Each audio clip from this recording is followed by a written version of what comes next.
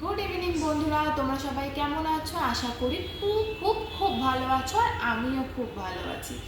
Vlog না, আজকে ঠিক ভ্লগ না, আজকে একটু অন্যরকম কিছু। আসলে আমরা যারা ওয়ার্কিং ওম্যান, আমাদের না এই রোজ রোজ একঘেয়ে জীবন করতে করতে সত্যি একটু একঘেয়েমি চলে আসে।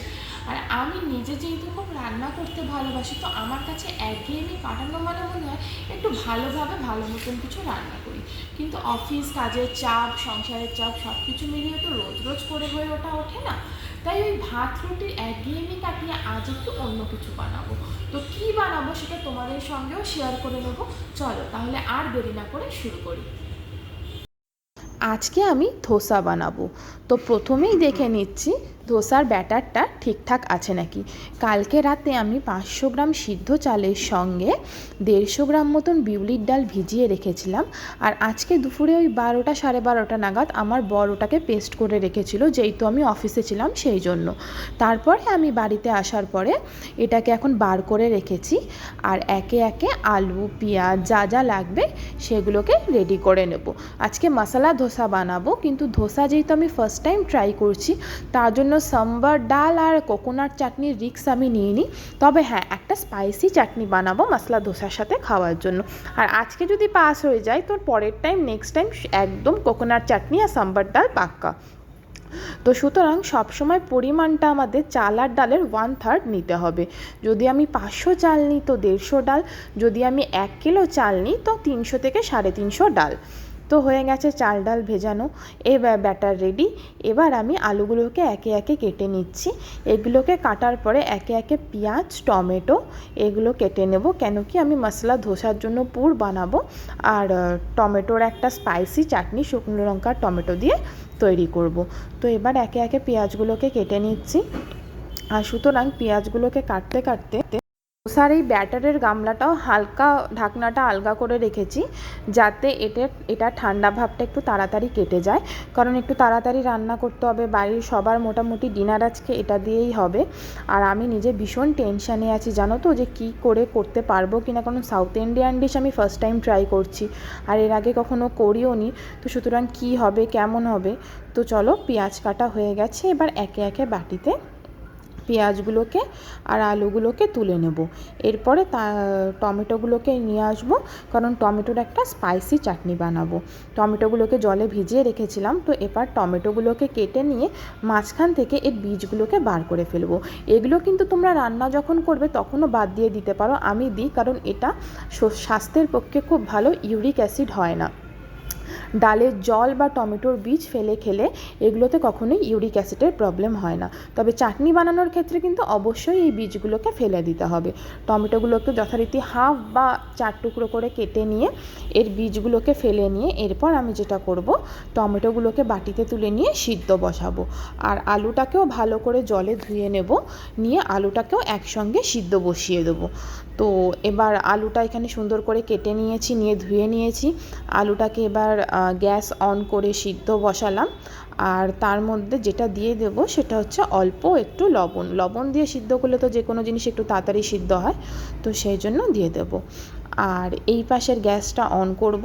গ্যাসটা অন করে এর মধ্যে বাটিতে করে টমেটো আর দুটো শুকনো লঙ্কা হালকা করে চিড়ে নেব, নিয়ে এর মধ্যে সিদ্ধ করতে দিয়ে দেব। তো টমেটো শুকনো লঙ্কা সিদ্ধ হয়ে গেছে, এবার এটা মিক্সার গ্রাইন্ডারে দিয়ে ভালো মতো করে পেস্ট করে নেব গরম অবস্থাতেই। তারপরে কড়াইতে অল্প করে সাদা তেল দিয়ে একটু সর্ষে ফোড়ন দিয়ে দেব, এবং তার মধ্যে অল্প একটু রসুন বাটা দিয়ে দেব। এবং একটু হালকা গরম হয়ে গেলে এই যে টমেটোর যে পেস্টটা আমি বানিয়েছিলাম এইটা দিয়ে দেব। টমেটোর পেস্টটা দেওয়ার পরে ওর মধ্যে অল্প একটু চিনি দেব, আর অল্প একটু নুনও সাথে করে দিয়ে দেব, দিয়ে অল্প একটু জল দিয়ে দেব। দিয়ে কিন্তু এটাকে ভালো মতো নাড়াচাড়া করতে হবে যতক্ষণ না এর কনসিস্টেন্সিটা ঠিক হচ্ছে। তো এটা অনেকটা মোটা হয়ে এসছে কনসিস্টেন্সিটা, তো ভালো করে নাড়াচাড়া করে নেব। আর একটু টেস্ট করে নেব নুন ঝাল মিষ্টি সবটা ঠিকঠাক আছে কিনা। তো আমি দেখলাম ঝালটা প্রচণ্ড হয়েছে, আর আমরা যেহেতু কেউ সেরকম একটা ঝাল খাই না বাড়ির কেউই, তো হালকা এর মধ্যে আরেকটু চিনি অ্যাড করব যাতে এর টেস্টটা একটু ঠিকঠাক হয়, মানে আমাদের খাওয়ার মতো হয়। তোমরা যদি ঝাল বেশি খাও তাহলে চিনি কিন্তু সামান্য 1-2 দানা মতো দিও, জাস্ট টেস্টটাকে ব্যালেন্স করার মতন। বাট আমি আমার মতো করে দিয়েছি, তাও এটা খেতে বেশ টেস্টি হয়েছিল। তারপরে যেটা করব সেটা হচ্ছে কড়াইতে আমি সাদা তেল দেব। কড়াইতে সাদা তেল দেওয়ার পরে তেলটাকে ভালো করে গরম হয়ে যাওয়ার পরে এর মধ্যে কারি পাতা, সর্ষে আর শুকনো লঙ্কা এই 3টে জিনিস আমি ফোড়ন দেবো। এরপর কড়াইতে একে একে পেঁয়াজ কুচি দিয়ে দেব। তবে সাউথের যে কোনো রান্নায় কিন্তু এই ফোড়নে শুকনো লঙ্কা, কারি পাতা, সর্ষে এটা মাস্ট। এটাতেই কিন্তু ওদের মেন ইউএসপি লুকিয়ে রয়েছে। আমি করতে করতে মেন কথা যা বুঝতে পারলাম। তারপর পেঁয়াজের মধ্যেই সিদ্ধ করে রাখা আলুগুলোকে দিয়ে দেব। দিয়ে একে একে অল্প নুন, অল্প হলুদ সমস্ত কিছু দিয়ে দেব যাতে জিনিসটা ভালোভাবে হয়ে যায়। তারপরে অল্প নুন হলুদ দেওয়ার পরে এর মধ্যে আমি যেটা দেব সেটা হচ্ছে অল্প করে বাদাম। তোমরা চাইলে এর মধ্যে একটু গাজরও দিতে পারো, তাতে টেস্টটা আরও ভালো হবে। তবে গাজরটা অবশ্যই সেদ্ধ করে। তবে আমি আর গাজর দিইনি, আমি ফার্স্ট টাইম করছি তো তাই একটু ভয় একটু অল্প ইনগ্রেডিয়েন্টস দিয়েই করছিলাম। যদি পাছে নষ্ট হয়ে যায় তাহলে যেন একটু অল্প জিনিসই নষ্ট হয়। তো ভালো করে এবার আলুটাকে ঘেঁটে দেবো, কেন কি ধোসার ব্যাটারের আলুটাকে তো একদম মাখা মাখা হতে হবে। তো এই যে ভালো করে ঘেঁটে দিয়েছি। এবার যেটা দিচ্ছি এভারেস্টের সাম্বার মশলা। এই মশলাটা কিন্তু ভীষণ ভালো যে কোনো সাউথের রান্নায়। তো চলো পুর রেডি। এবার যেটা করব আসল পরীক্ষা, ধোসা ওঠানোর পালা। সত্যি কথা বলতে এই সময় কিন্তু আমি খুব ভয় ছিলাম। প্রথমে প্যানটা গরম করে নিয়ে তারপরে অল্প একটু জল ছিটিয়ে সেটা মুছে নিতে হবে। তারপরে ব্যাটারটাকে দিয়ে হাতা দিয়ে এই যে পাটিসাপটা বানানোর মতো করে ঘুরিয়ে নেব। ঠিক মা যেরমভাবে ছোটোবেলায় পিঠে বানাতো সেরকম করে ঘুরিয়ে নেব।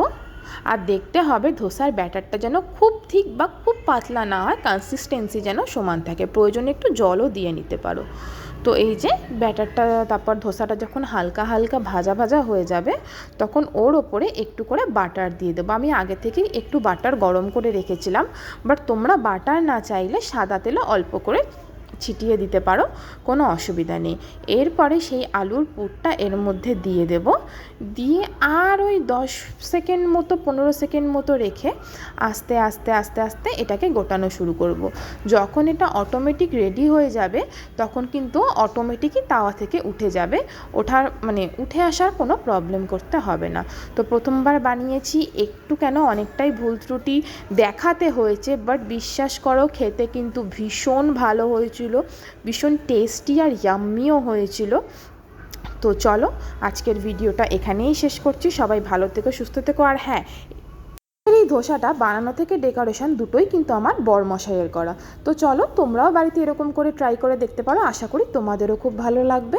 আর প্লিজ আমার চ্যানেলটিকে সাবস্ক্রাইব করে দিও, আর ভিডিওটি ভালো লাগলে লাইক, কমেন্ট, শেয়ার করে দিও। শুভরাত্রি।